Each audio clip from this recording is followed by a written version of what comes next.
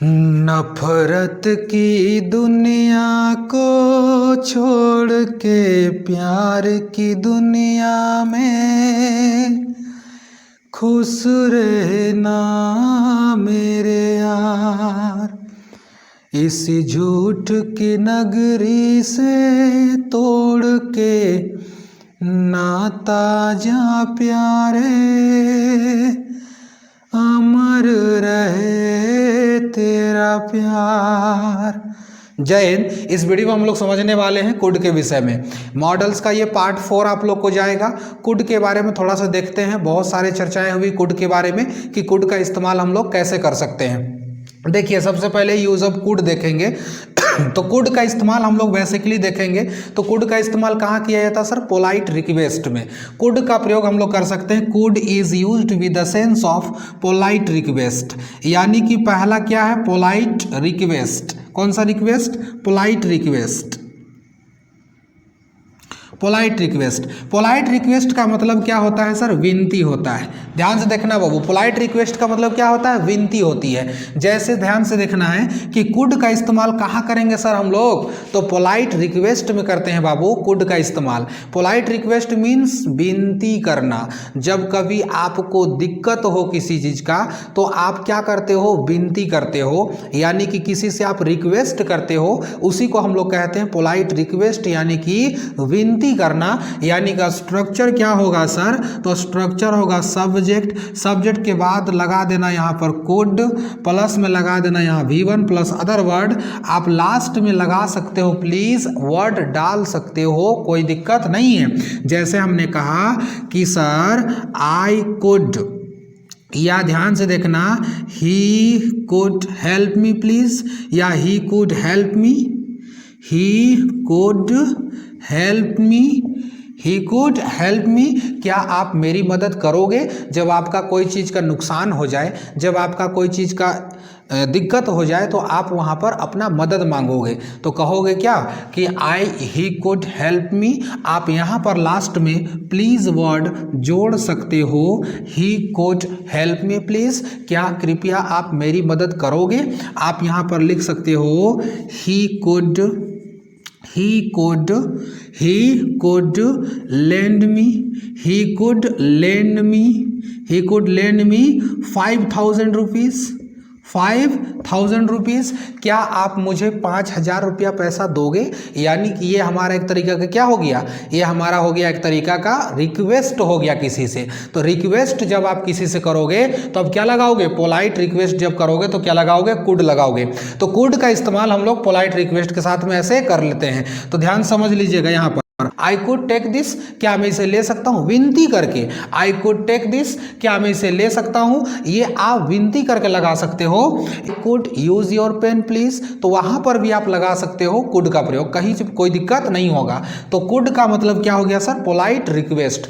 अब second thing जो हम लोग को यूज करना है कुड का, वो हम लोग को यूज करना है कुड का। तो कुड कहाँ आता है सर? तो कुड आता है पास्ट का पावर में। कुड आता है पास्ट का पावर में, कुड आता है पास्ट का कैपेसिटी में, कुड आता है पास्ट का कैपेसिटी में, कुड आता है पास्ट का एबिलिटी में, कुड आता है पास्ट का एबिलिटी में। यानी कि जब कभी पास्ट का पावर हो, पास्ट का पावर हो, जब कभी पास्ट का कैपेसिटी हो, जब कभी पास्ट का एबिलिटी हो, तो हम किसका इस्तेमाल करते हैं? कुड का इस्तेमाल करते हैं। यानी कि पास्ट पावर, यानी कि could is used with the sense of power of past, power of capacity, या past power, past capacity, past ability, यहाँ पर हम लोग बोल सकते हैं। यानी कि जब पास्ट का पावर हो तो कैन नहीं आएगा बाबू, कुड आएगा। जब पास्ट का कैपेसिटी हो, पास्ट का एबिलिटी हो, तो क्या आएगा सर? कुड आएगा। और इसका स्ट्रक्चर क्या बनेगा? तो स्ट्रक्चर जब बनाने जाओगे तो लगाना वेन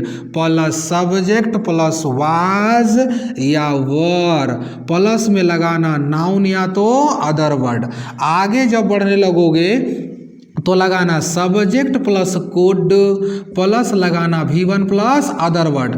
अब यहाँ पर क्या हो जाएगा सर? तो ध्यान से देखना बाबू, यहाँ हमने कहा सब्जेक्ट। अब देखो यहाँ पे क्या लिखा गया है, यहाँ पर आपको ध्यान से देखना है। क्वेश्चन लिखा हुआ है, यानी कि स्ट्रक्चर लिखा हुआ वेन यहाँ पर लिखा क्या है, वेन, यानी कि when plus subject plus was were plus noun या तो other word, subject could plus V one plus other word, यानी कि ये पास्ट का पावर था। जैसे हमने कहा कि when I was young, when I was young, यानी कि जब मैं जवान था, जब मैं जवान था हमने कहा कि आई कुड बीट यू, जब मैं जवान था तब मैं तुम्हें पीट सकता था। तो ये कब का बात है, ये पावर पास्ट की बात कर रहा है, ये पास्ट की पावर को दिखा रहा है, यानी कि व्हेन आई वाज यंग, जब मैं जवान था, आई कुड बीट यू, तब मैं तुम्हें पीट सकता था, यानी कि कैपेसिटी पास्ट का हो गया। और देखो यहाँ पर व्हेन आई वाज, हमने कहा यंग, जब मैं जवान था, व्हेन आई वाज यंग, आगे कहता है कि I could run 2 meals, I could run 2 meals. अब देखो यहाँ पर 2 मील्स, यानी कि जब मैं जवान था तब मैं 2 मील दौड़ सकता था, यानी कि ये कब की बात कर रहा है, जब मैं जवान था। अब पास्ट में चले गए, जवान थे तो बुढ़ापा में आके बोल रहे हो कि जब मैं जवान था, when I was young I could run 2 meals, यानी कि जब मैं जवान था तो मैं 2 मील तक दौड़ता था या 2 मील तक दौड़ सकता था।